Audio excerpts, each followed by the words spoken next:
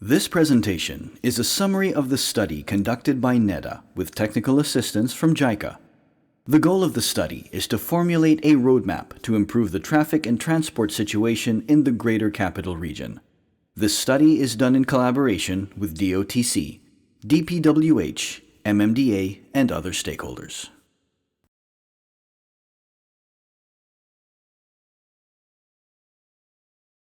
Metro Manila, the economic powerhouse of the Philippines. Alone, this small-sized metropolis contributes more than one-third of the country's total GDP. But together with Region 3 and Region 4A that form the Greater Capital Region, GDP share is high at 62% of the national total. Like any bustling, developing city, however, Manila has its own share of urban problems. The three biggest ones are not only closely interrelated, but are also worsening over time. These are traffic congestions, vulnerability to natural disasters, and lack of affordable housing. Let's take a closer look at each one. In the past, traffic congestion is concentrated only during a few hours in the morning and in the afternoon. But today, traffic congestion is everywhere throughout the day, from as early as 7 in the morning up until 9 or 10 in the evening. As of 2012, people in Metro Manila make 12.8 million trips a day. Private vehicles occupy a big portion of the roads, but it is the public vehicles that carry more people on scarce road space. The impact of congestion is staggering, not just in terms of travel cost, presently at 2.4 billion pesos a day. But traffic congestion also has a big negative effect on air quality. By the year 2030, these impacts are projected to increase.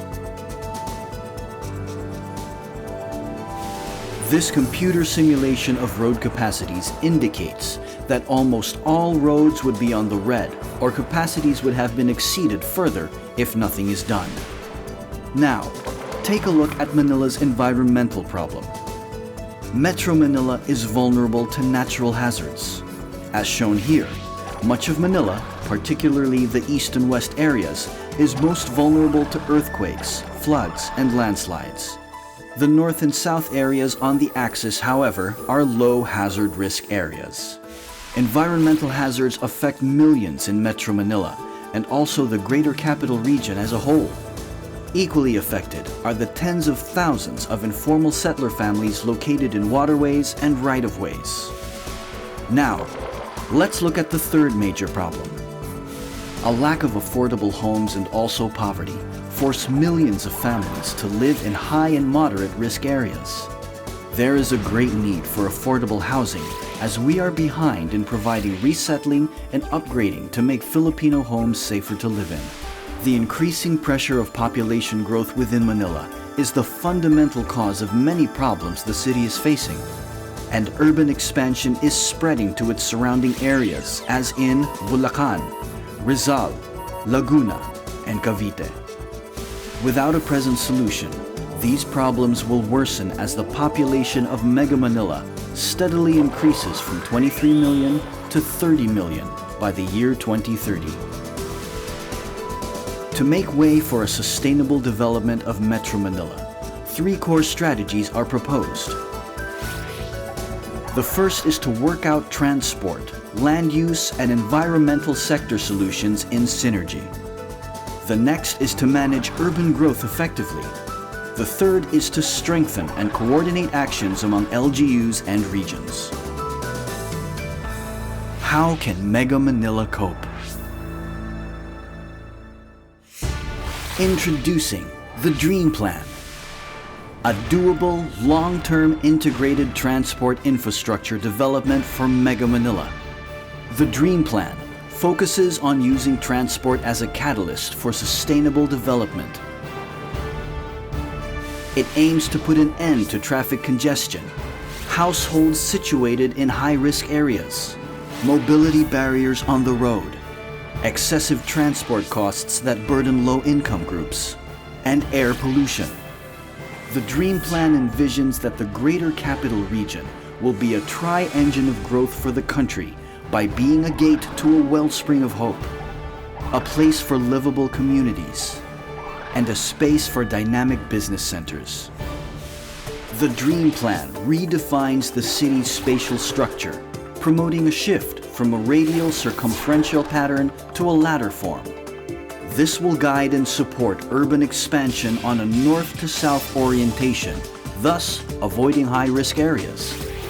The Dream Plan also shifts away from a monocentric development strategy where Manila is the central hub, to a polycentric strategy where suburban areas with sub-centers will be developed in Region 3 and Region 4A. Then, Metro Manila, Region 3 and Region 4A will be better connected. GCR is broadly classified into 5 socio-economic clusters. Metro Manila. The North Regional Growth Center comprising Clark, Subic, and Tarlac, which will form the new urban core with the development of Clark Green City and Gateway Port and Airport. The South Regional Growth Center comprising Batangas, Lipa, and Lucena, which will also be a new urban core in the south with the Gateway Port. And the provinces surrounding of Metro Manila, including Bulacan, Cavite, and Laguna, which will host new towns. The 5 clusters will be connected with competitive transport backbone, such as expressways and mass transit rails. Bulacan, Cavite, and Laguna will accommodate informal settler families from high-risk areas and those in need of affordable housing in the new urban areas to be built. This population and socio-economic activities will be accommodated in a balanced manner, contributing to the decongestion of Metro Manila.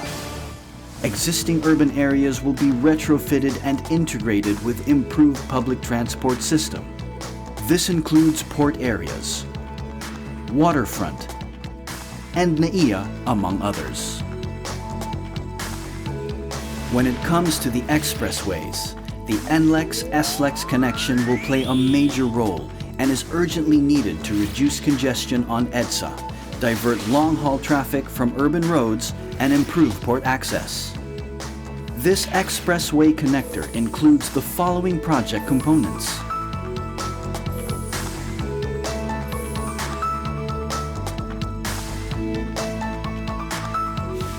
Together with other expressways, the expressway network will further attract urban and intercity traffic away from congested at-grade roads. These expressways are developed with users who are willing to pay for congestion-free service. Another important transport intervention is the high-quality and high-capacity suburban rail systems. These are the North-South Commuter Rail and the Mega Manila Subway. The suburban rails will strengthen the connectivity between Manila and its neighboring regions, while serving as the guiding path for developing new urban centers and residential zones, where people are provided with affordable housing and better living environment and commuting services.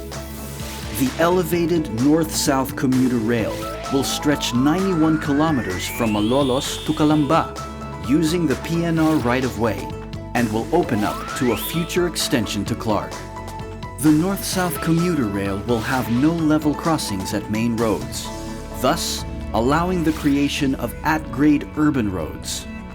Land use will be connected and new development opportunities will emerge at and around stations.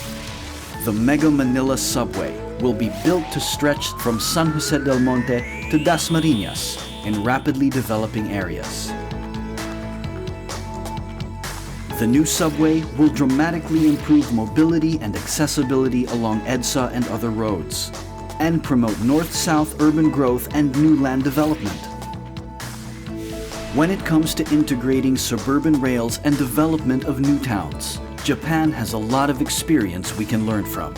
One is the Kashiwanoha Smart City along the Tsukuba Express Rail. Another is the Tokyo Tama Denentoshi along the Tokyo Denentoshi line. Both new towns and suburban rail were developed by private sector alone. Do opportunities for a large-scale new town development exist for Mega Manila? The answer is yes. The public and private sectors own large properties on the north and south axis of GCR. There is active development of subdivisions. The law also provides that 20% of total project cost or area be allocated for low-cost housing. The Dream Plan will use the public-private partnership model, where the government will develop the north-south commuter rail and access roads and provide basic infrastructure and public service, while the private sector will develop affordable housing, commercial, industrial, education, and recreational projects. This can answer the estimated demand of 5 to 10 new towns for 1 to 2 million households.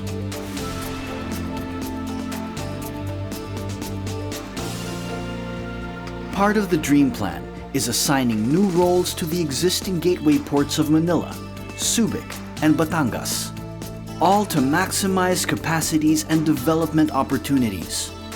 Controlling the future expansion of Manila ports and providing the shippers with incentives to use Subic and Batangas ports will aid in distributing and sharing Manila's cargo handling functions to the two other ports. The Manila port will also be regenerated into high value-added diversified waterfront areas, similar to those in Yokohama and Seattle and many other ports in the world. Airports will also be repurposed. Clark and Manila airports will serve as gateway ports for Greater Capital Region. A new NAIA will be developed in the vicinity of Metro Manila to be as competitive as those of Singapore and Hong Kong.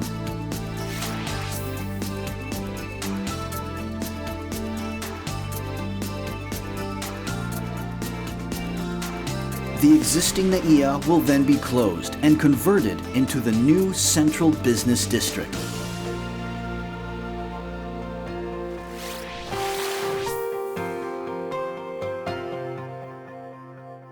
The Dream Plan will further include 5 components specifically for Mega Manila. Construction of missing links of urban roads will be completed, while new ones will also be built. There will also be intercity and urban expressways, integrated physically and in terms of its toll system, operations, and management. Construction and improvement of vital links have commenced, such as the rehabilitation of EDSA, the Plaridel Bypass Road,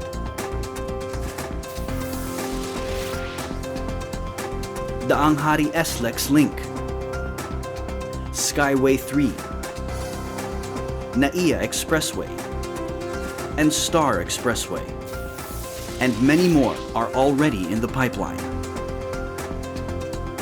Urban and suburban rail networks will be expanded in hierarchy and in integration with different systems. Capacities of existing urban rails are currently being increased. New lines are already in the planning stage.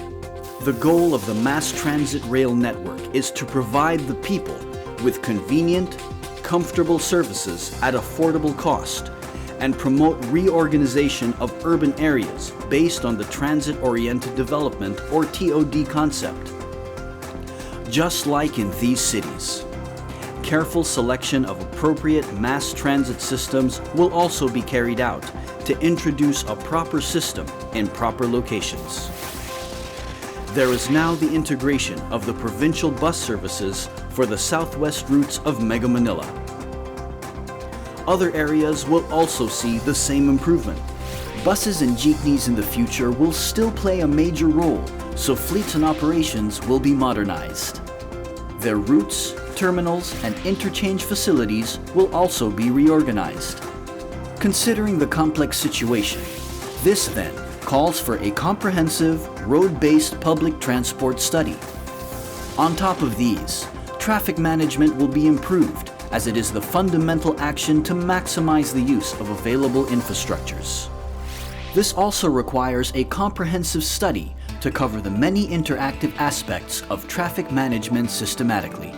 These include capacity building on traffic enforcement and education, improvement of infrastructure and facilities such as signaling, intersections, flyovers, parking, and others, traffic safety, demand management, and improvement of pedestrian environment. Advancements in transport technologies and systems that can be of help include those that promote greater use of public transport, low-emission vehicles, automated and mobile systems, and others.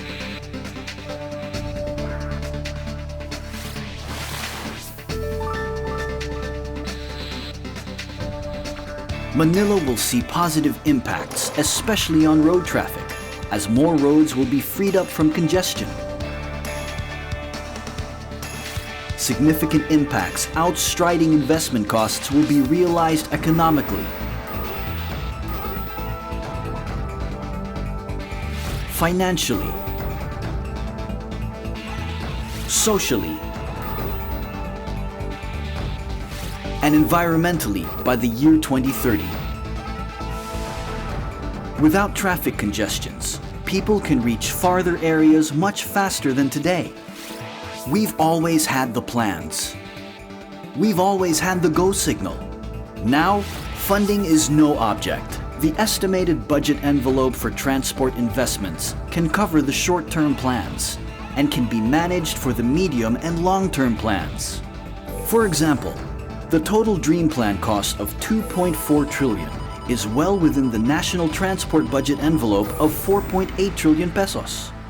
The short-term program of 520 billion is also within that of the 539 billion pesos budget.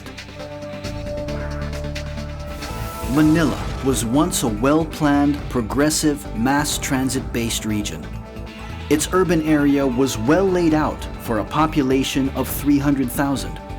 It had an extensive tranvia network stretching 85 kilometers, and housing estates were developed in the suburban areas along the tranvia routes. This was purely a private sector initiative. 40% of the travel demand was met by the tranvia and supplemented by a large number of calesas. Pedestrian space was provided and traffic management was also in place. Compact and transit-oriented urban area was then already a reality. We don't have to look far. Our own history provides a model for a better future. Let's continue pursuing our dream.